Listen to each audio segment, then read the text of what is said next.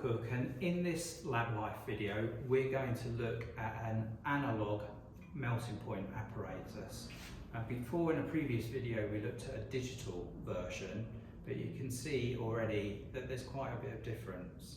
So we're going to be using a thermometer here, so we're going to have to read the temperature that our substance melts at. We've also got here a variable temperature dial.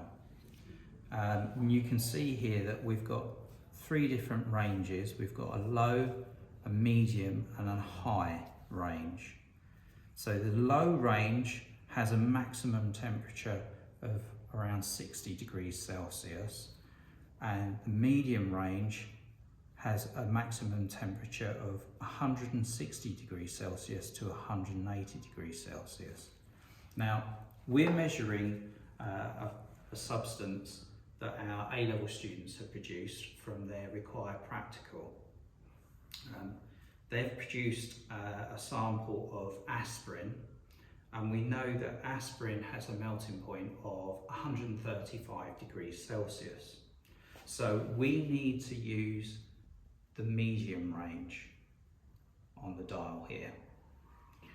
So what I'm going to do, I'm going to turn the unit on. You notice that you can also use, we'll turn the dial here, and we can use this rapid heat. So I've just put it just within the medium range. I'm going to switch the rapid heat on. We just need to carefully watch the temperature on our thermometer. Now, I've got a sample here in a capillary tube that I've already prepared, and you can see here, if we look, that the unit has three sample slots, so we can put three different samples in. So we just put our capillary tube in like this, and then hopefully you can see it in our magnified viewfinder here.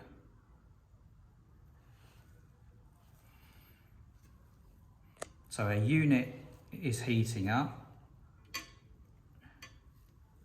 and I can already see the thermometer rising. Now, what we do, we know that our expected melting point is around 135 degrees, and we need to keep a close eye on this so we can view our sample, and I can see it quite clearly, and I can see that it's clearly solid. We also need to keep an eye on our thermometer, and it's rapidly rising now using this rapid heat function.